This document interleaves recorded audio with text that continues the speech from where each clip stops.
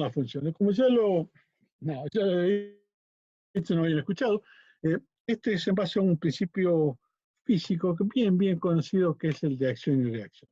Yo se lo voy a dar de manera un poquito más técnica, después le voy a explicar de manera más vulgar, aunque es lo que significa. Bueno, cuando digo acción, es cualquier intervención, ¿de acuerdo? Modificación, alteración, perturbación, como más le guste llamar, ¿no es cierto?, que se ejerza sobre alguno de los componentes del sistema hidrológico. Esa influencia o esa modificación o alteración produce una serie de cambios. Entonces, y acá viene lo que se conoce como reacciones. Cada acción da lugar a una reacción, que puede ser que propicia. Bueno, espere, que estoy queriendo achicar un poquito la pantalla. Ahí está. Bueno, perdón, ahí está. Genera una reacción. ¿Qué genera? Puede ser, es una forma, no, mejor dicho, no es una forma, es la respuesta, que puede ser inmediata, instantánea, o a posteriori que me genera, ¿no es cierto?, cualquier acción sobre el campo. Si lo digo de manera bruta, bien ordinaria. A ver, yo voy caminando por la calle, me aparece un matón, ese matón viene y me pega una trompada. Tengo distintas, esa es la acción. Yo, como afecto a mi cuerpo, pues entonces yo voy a tener una serie de reacciones. Pues tener, primero, como yo soy medio chispita, enseguida reacciono, lo que hago es tratar de pegarle a otro. O la segunda reacción que podría tener es primero observar un poquito, contemplar, a ver cómo es. Entonces ya estoy, es decir, si es más grande que yo, lo más probable es que pegue la vuelta y siga de largo. O bien, espero que él pegue la vuelta y siga de largo y le agarro un cascote y se lo parto por la cabeza. Ese. Así de simple. Esta es una acción. Lo concreto que la acción y la reacción es alteraciones que se dan en cualquier componente. Veamos en el caso particular de una cuenca. ¿Qué pasa si yo hago una cuenca que tenga un bosque fantástico? Entonces, por lo tanto, la escorrentía es poco importante frente a cualquier lluvia. Bueno, por alguna razón yo talo todo ese bosque o elimino la vegetación. ¿Cómo va a ser la escorrentía? La escorrentía va a ser mucho mayor. Ahora, ¿se va a ver de forma inmediata? No, se va a ver con el tiempo. Entonces, la acción fue el talado. La reacción fue aumentar en forma desproporcionada las tasas de escorrentía. ¿Está claro? Veamos entonces acá. Una vez que tengo esto establecido, puedo establecer cómo son las funciones. Las funciones hemos dicho que eran 4. Empecemos por la primera. Es la hidrológica, la regulación de las aguas precipitadas sobre su extensión. ¿Qué significa esto? Dijimos que el movimiento se da en 3 medios: la atmósfera, el subsuelo y la superficie. Lógicamente, hay interacciones entre ellos, ¿no es cierto?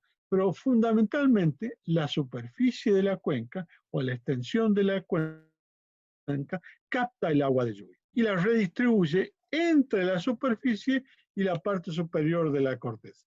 Lógicamente, esto lo hace en función de sus características en forma bien variable, no solamente en el tiempo, sino también en el espacio.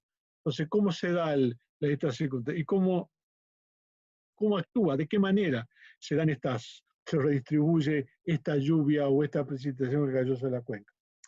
Muy fácil, lo hace con flujos, o sea, con movimiento, escurrimiento, o bien con almacenamiento, hasta que se termina o concluye, ¿no es cierto?, con la descarga de los excedentes por el punto de cierre de la. Esta es la función central y determinante del sistema de cuenca, al menos para mí, que yo soy hidrólogo, bueno, que es lo cual me interesa y me han capacitado para poder entender.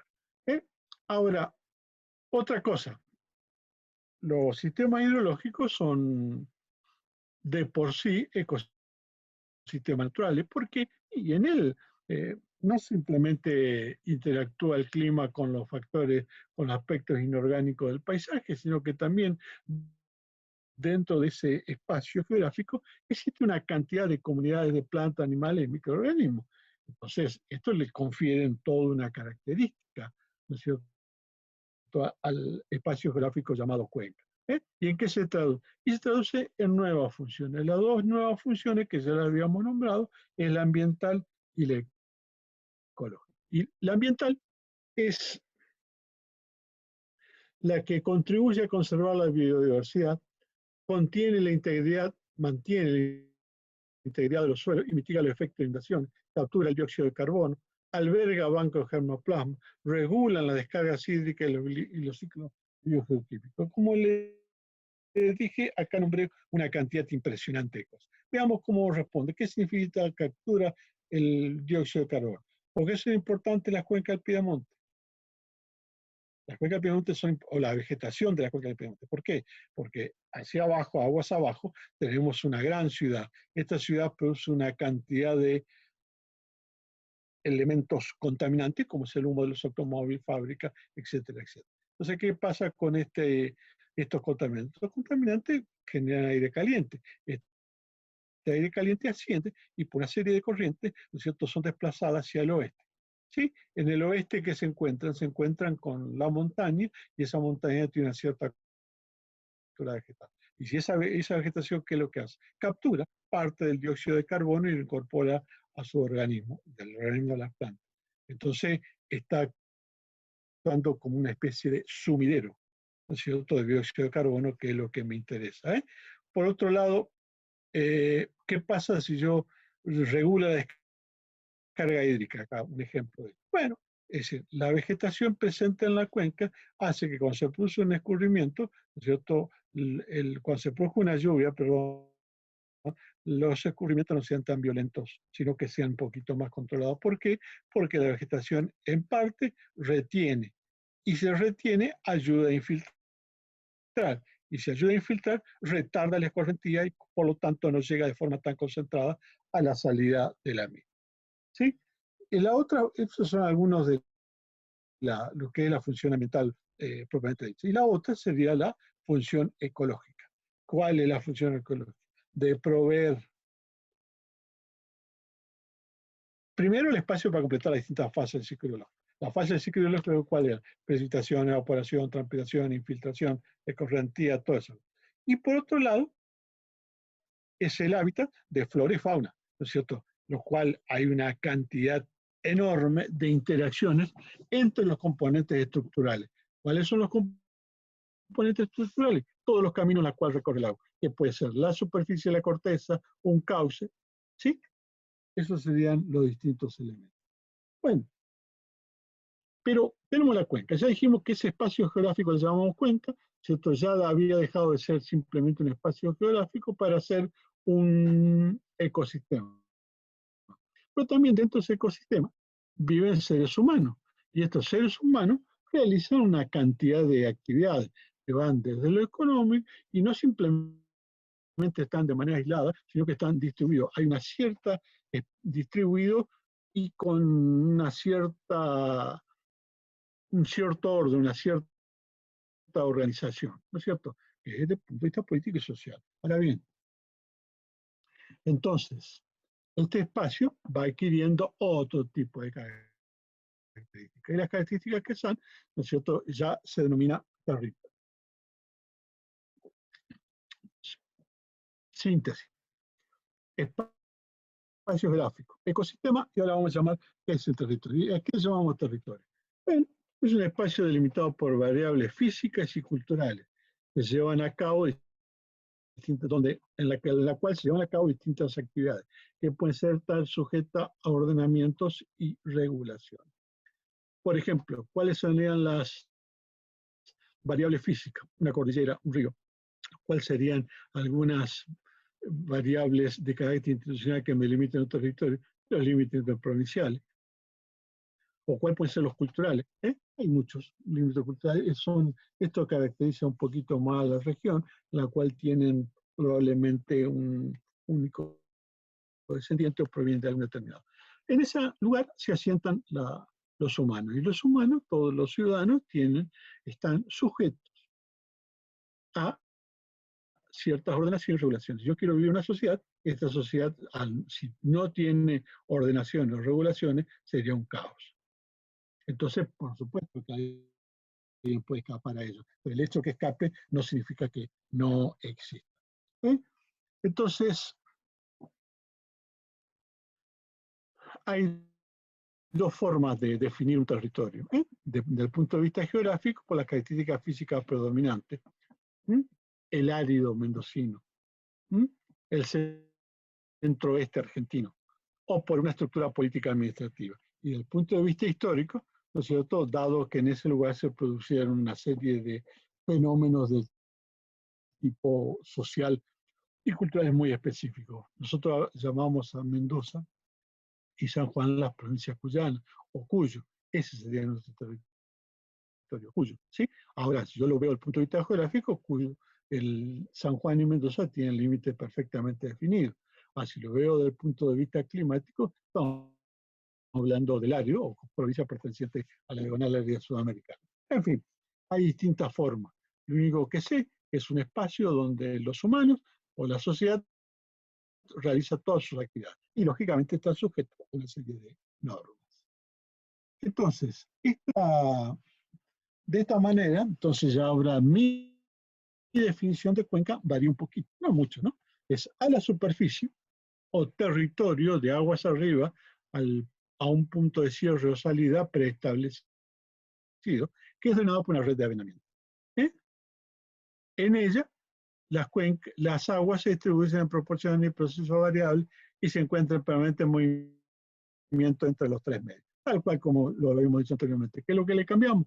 Simplemente que ya no decimos una porción de la tierra emergida, no decimos un espacio geográfico, no dijimos un ecosistema, sino simplemente ahora hablamos de territorio. Cuando digo territorio, no es lo mismo que las tres últimas cosas que dije. ¿De acuerdo? Entonces, esto me da lugar a otra función, a la cuarta función, que es la función socioeconómica. ¿Qué es la función socioeconómica? Aquella que me suministra recursos naturales para el desarrollo de las actividades productivas y que dan sustento a la población y que provee el espacio vital para el desarrollo social y cultural. ¿Qué significa esto?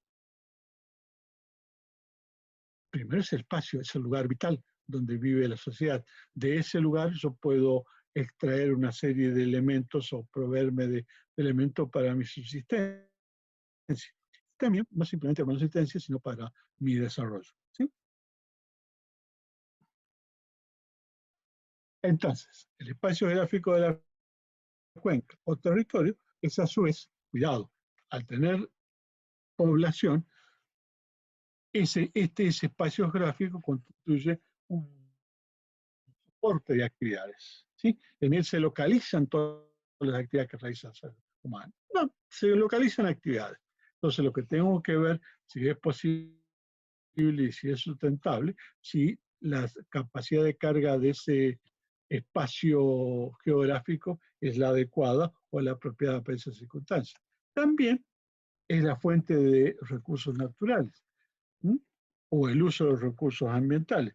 Entonces, en esto que me interesa ver, ¿cuál sería la tasa de renovación? Es decir, yo no puedo extraer todos los recursos naturales sin permitir que estos se agoten o si no veo que no tengan una tasa de renovación determinada. Y por último, ¿no es cierto?, sabemos que toda actividad humana genera residuos. Por lo tanto, este espacio geográfico de la cuenca también es un receptor de residuos y efluentes, el vertido de frente de residuos. Entonces tengo que ver otro aspecto interesante que se denomina capacidad de asimilación. Y como podrán ver, ¿no es cierto?, ya el análisis de el tema cuenca no se limita exclusivamente a pensar, ¿no es cierto?, solamente en lo hidrológico, sino ya estamos pensando, lo estamos viendo desde un territorio, estamos pensando en otros elementos como son estas tres cositas que le nombré ahora. Lógicamente, no es motivo de mi charla o de mi curso empezar a desarrollar cada uno de ellos. Digo que se vinculan con estos aspectos. Sigamos adelante. Esto, al llamarlo territorio, acá hago una especie de síntesis, como le habíamos dicho antes, porción de la superficie de las tierras emergidas, que da un ecosistema, que es lo que me aparece después, un territorio, que es lo que tengo, cuenca, el territorio, es el territorio de agua arriba al punto de cierre, o salida que es la poner revenamiento. Y todo el agua y los excedentes se concentran en este punto. Ese es lo más síntesis. Pero cuidado, cuando yo hablo de territorio, me está aumentando la complejidad de la cuenca. ¿En qué sentido está aumentando la complejidad? Pues ya cambia. La estructura ya no es la misma que antes, perdón, es la misma que antes, pero se le agregan cosas nuevas. Por ejemplo, antes de la estructura decíamos que eran todos los caminos que recorre el agua. Y son esos todos los caminos que recorre el agua únicamente cuando utilizo el concepto de espacio geográfico, sí, cuando utilizo el concepto de territorio, hay que agregarle algunas más. Esas las puedo agrupar en dos elementos que son componentes funcionales y componentes estructurales propiamente dichos. En componentes funcionales, veamos, vamos a ver como las componentes estructurales propiamente dichas. Tengo componentes biofísicas, clima, suelo, pendientes, relieve, vegetación, cantidad y calidad del agua, geología, etc. Todas las características que se estaban.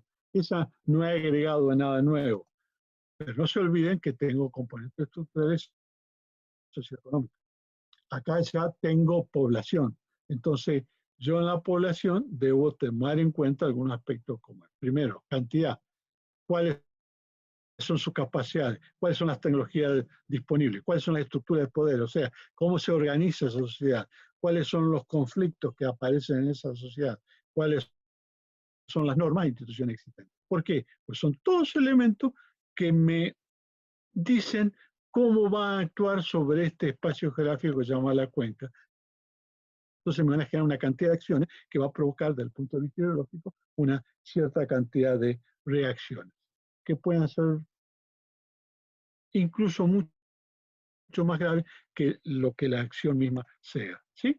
Y después tengo otro conjunto de componentes a tomar en cuenta que son las culturales. Y por culturales entiendo valores, visiones al desarrollo y el valor de los recursos naturales, comportamiento, etc. ¿Sí? Y desde ya, al haber habitantes en una determinada espacio geográfico, ¿cierto? Existe una infraestructura y servicio de apoyo. Entonces, también financiamiento, disponibilidad, asistencia técnica, me darían sustento a cómo puede intervenir o no el hombre dentro de este espacio geográfico. Esas son las culturales.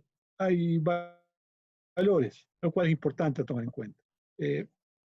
Reitero, yo soy un poquito más viejo que ustedes y ya le estoy dando valor a muchas cosas importantes.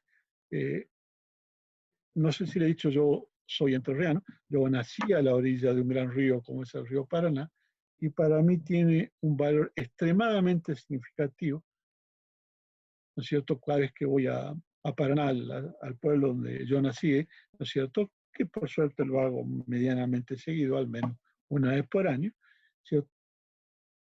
Yo me pierdo un rato del tiempo estoy, veo a los amigos, a mi familia, a mi padre, a mi madre, a mis hermanas, etc., pero me pierdo un tiempo solo donde me voy a sentar a la vera del río. Simplemente la contemplación de ese río a mí me llena o me carga las pilas, por decir de alguna forma. ¿Por qué? Porque logré recuperar parte de mi esencia. Lo mismo me ocurre cuando voy a alta montaña y me quedo mirando cualquier río o directamente simplemente un paisaje de una montaña nevada. En consecuencia, para mí eso tiene mucho valor. Entonces, mi actitud sería de proteger ese espacio que yo estoy viendo. ¿Queda claro? Esos son los aspectos culturales que le estoy dando y que en algunas sociedades, cuando están bien evolucionadas, bien avanzadas, entran a pesar tremendamente. Veamos algunas componentes funcionales. Bueno, las componentes funcionales ya algunas las conocíamos, que son todas las fases del ciclo hidrológico, procesos que se generan por las decisiones de diferentes actores. ¿Sí? Perdón, las fases del ciclo hidrológico son lluvia, precipitación. Y después hay otra, procesos que se generan por decisiones de diferentes actores. Hay cambios tecnológicos, hay cambio en las normas de organización de los distintos actores, hay nuevas formas de resolución de conflictos. Antes la solución de conflictos a lo mejor era directamente, qué sé yo, puede ser de sentarse, ¿no es cierto?, por medio de un anciano, el más viejo de la tribu, del pueblo, ¿no es cierto?, tratar de conciliar los intereses de dos grupos, de dos facciones, o bien esas dos facciones se enfrentan a los tiros, o bien, ¿no?, como estamos viviendo en una sociedad moderna, tenemos una justicia a la cual podemos recurrir y resolver nuestros problemas, o bien ya existe una serie de técnicas para resolución de conflictos de aspectos derivados como es el uso del recurso. Después cambio en el acceso a la información. No es lo mismo, si el poblador de hoy no es el mismo que el de hace 30 años. Incluso, sí, 30 años. Antes no existía Internet hace 30 años. La Internet es una cosa relativamente reciente, pero no existía Internet. Entonces tenía un determinado nivel de información. Hoy es mucho mayor. Ni siquiera había televisión digital, por decirlo de alguna forma. Cambio en el ordenamiento del territorio, que saben cómo es establecer una serie de normas sobre este espacio geográfico que llamamos territorio. Cambio en los procesos de capacitación formal e informal. Hoy se supone que la población está un poco más instruida que en otros momentos. No digo educada, digo instruida, así que conoce muchísimo más elementos que lo que podía ser antes. Lo demás los conocía tal vez por una cuestión intuitiva más que formal. Entonces, sigamos con los componentes funcionales. Al aparecer el ecosistema, yo tengo una serie de servicios que se denominan servicios ecosistema. ¿Cierto? Estos servicios pueden ser de suministro, alimentos, agua, fibra, o bien de regulación, como que ya algunos hablé, de inundaciones a través de la cobertura vegetal, la sequía a través también del manejo de la cobertura vegetal o del almacenamiento de recursos, de la degradación de suelo por la protección que ejerce la cobertura vegetal sobre esto, varias formas de conservación del suelo y de las enfermedades. Otro aspecto son los servicios de base. Estos son los que no se ven. ¿Por qué? Porque temporalmente tiene una escala de tiempo mucho más mayor que las anteriores, que son los vinculados a la formación de suelo, los ciclos de nutrientes. Los tres nutrientes fundamentales para la existencia de la vegetación son nitrógeno, fósforo y potasio. ¿Y por qué digo la vegetación? Y porque ese es el inicio de la cadena trófica. A partir de allí aparecen los distintos consumidores. Y lo que se conoce seguramente como producción primaria. Y después los servicios culturales, recreacionales, espirituales, religiosos, que más o menos ya en alguna medida se lo he comentado. Fíjense, entonces, ante la cuenca, cuando lo trabajábamos con subsistemas, pensábamos únicamente en el subsistema físico. Este es el subsistema físico, lo dividíamos, tomábamos el sistema atmosférico, el superficial y el subterráneo. ¿No es cierto? Pero no, hay ya un montón más de subsistemas.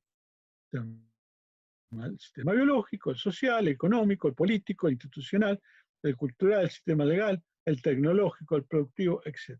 Todo esto es una continuidad. No es más el agüita que corre por un cauce y sale de manera concentrada en el punto de cierre. No, no, es algo tremendamente más complejo, que su tratamiento requiere de especialistas. No simplemente especialista en cada uno de ellos, sino de un conjunto que conozca la globalidad, y eso es un trabajo verdaderamente multidisciplinario e interdisciplinario. ¿Por qué digo multi? Pues son muchísimas las disciplinas. Acá desde ingenieros, biólogos, economistas, sociólogos, etcétera, educadores, ¿no es cierto? Y que no simplemente deben aportar su conocimiento a cada uno de ellos, sino que al mismo tiempo deben interrelacionarse entre sí para sacar algo verdaderamente interdisciplinario. Entonces, veamos la cuenca. La cuenca, tenemos sobre este espacio geográfico, vamos a llamar o ecosistema, o ya territorio ya no, este espacio geográfico, ¿qué es lo que tengo? Y están actuando ahí un paraguas que corresponde a la Constitución Nacional. Para elaborar la Constitución Nacional, previo a ello hubo una cantidad de tratados, ¿no es cierto?, de normas. Recuérdense que en Argentina pasamos para muchos años, más de 40 años para la formación del Estado y alcanzar la Constitución actual. Lógicamente, existen leyes, existen organismos judiciales, existe un poder ejecutivo con distintos niveles, existen empresas, existen organizaciones, asociaciones particulares, entes de la comunidad que están todos actuando sobre este espacio geográfico que habíamos llamado que era Cuenca, que al mismo tiempo no era un espacio geográfico simple, sino que era también un ecosistema en sí mismo y también es un territorio. ¿Sí? Entonces, todo esto interactúan dentro de ellos. ¿Me van siguiendo? ¿Sí? Tenemos perfectamente la intención. Entonces, lo que da lugar a un sistema hipercomplejo, ya que su territorio incluye entre las distintas unidades políticas gran cantidad de sectores, múltiples operadores e instituciones con roles y funciones bien interrelacionadas. O sea, un desguace, hablando en criollo. Entonces, para manejar esto, debo tener muy bien en claro cuáles son los objetivos de este manejo de la conducción, de a dónde quiero llegar, con quién debo llegar, identificar perfectamente los actores y ver cómo los interrelacionan entre sí para un objetivo común. Que de ya, un ingeniero es incapaz de esto, un geógrafo es incapaz de esto, un sociólogo es incapaz de esto, un abogado es incapaz de realizar toda esta tarea. Ahora, el concurso de todas estas disciplinas podemos lograr algo bueno. Lo demás va a ser siempre parcial. ¿Está claro? Entonces, en síntesis, una cuenca es una unidad territorial, lo sabemos, que lamentablemente no siempre ocurre. No siempre ocurre. En la ley de ordenamiento de la provincia, la palabra cuenca aparece una sola vez. No está considerada como una unidad territorial, una unidad de planificación. Cuando la mayoría de los organismos y conferencias internacionales sobre el agua, que ha habido desde la primera conferencia internacional sobre el agua que se hizo en Argentina, en Mar del Plata, ya por la década del 70, hasta la fecha se recomiendan a la cuenca como la unidad territorial de planificación. En Mendoza no le hizo caso, inventó otra cosa. Está definida esa unidad territorial, se encuentra definida por un criterio lógico. Esa es la cuestión del drenaje. ¿Qué otra característica? Está perfectamente bien delimitada, así que no es algo ahí que se va para cualquier lado. No, es bien clarito, está bien delimitado que es por la división de agua o un parte de agua. Posee un relieve particular y una red de canales. El agua que precipita escurre a un mismo punto y desemboca en el mar o en otro cuerpo de agua interior. En su dimensión vertical se extiende de la atmósfera hasta la estructura geohidrológica subterránea. ¿Sí? Es un ecosistema a sí mismo y en su interior interactúan los seres humanos entre sí con los factores abióticos y bióticos del ecosistema. Es complejo lo que estoy hablando, ¿no? Bueno, entonces, volviendo un poquito para atrás, estamos hablando que esto se trata, insisto, de un sistema hipercomplejo, que no puede haber una sola disciplina actuando solamente, que es el concurso, ¿no es cierto?, de muchas disciplinas, pero para actuar no aportando cada uno lo que sabe, sino interrelacionándose con su conocimiento. Con esto termino el concepto de cuenca. En la próxima clase vamos a ver cuáles son las características y cómo se traza una cuenca. Como al menos ustedes van a aprender a trazar una cuenca. Voy a intentar que con Federico podamos trazar, que sepan trazar una cuenca. Fíjense, acá le muestro el plano del mundo y algunas de las cuencas más importantes del planeta, ¿no? Como podrán ver, ¿no es cierto?, existen unas cuantas. Bueno, empezamos por el Yukon. Esta es la del Mackenzie, que son ¿no es cierto?, en Canadá. También el Nelson, esta no la conozco, también en Canadá. Y el 5 es el San Lorenzo. El San Lorenzo, acuérdense que es un río que sale a la altura termina saliendo, está en la catarata del Niágara y sale ¿cierto?, a la bahía de Nueva York. Por otro lado, tengo otras cuencas importantes como es la del Mississippi. En América del Sur, las dos cuencas más importantes, habría una tercera, es la cuenca del Amazonas, que es una cuenca enorme, es probablemente, no sé si en extensión es la más grande de todas, pero en caudal es por lejos una de las más grandes, ¿no es cierto?, importante del mundo, el sistema de la cuenca del Plata, y acá habría otra cuenca chiquita que es tan grande como la del Paraná en cuanto a cantidad de agua, que es la del Orinoco, que no está, pues. Este es un ejemplo de cuenca en Europa, que es el Rin, ya que atraviesa el Danubio, ya que atraviesa como 5 o 6 países. ¿Sí? Después tenemos otras cuencas, esta es interesante, en África, que es el río Níger, ¿cierto?, que también, miren, nace cerca del océano. Acá recorre una cantidad tremenda de país para volver al océano en este sitio. La cuenca, esta es la histórica por sobre todo, que es la del Nilo, ¿no es cierto?, que vendría a ser la 11. Esta vendría a ser la cuenca del Éufrates y el Tigre, que ya habíamos hablado. Esta cuenca, una de las más grandes y que recién empezó a conocerse más o menos bien a principios del siglo XX, que es la cuenca del Congo. Y después tenemos otra cuenca más pequeña, como es esta, que en este momento es la de Branch, que no es demasiada, y la 12, que es la del Zambezi, que son bien. En África, en Asia tenemos esta cuenca, la 23, que es la del Indo, es importante conocerla, la 19, que vendría a ser la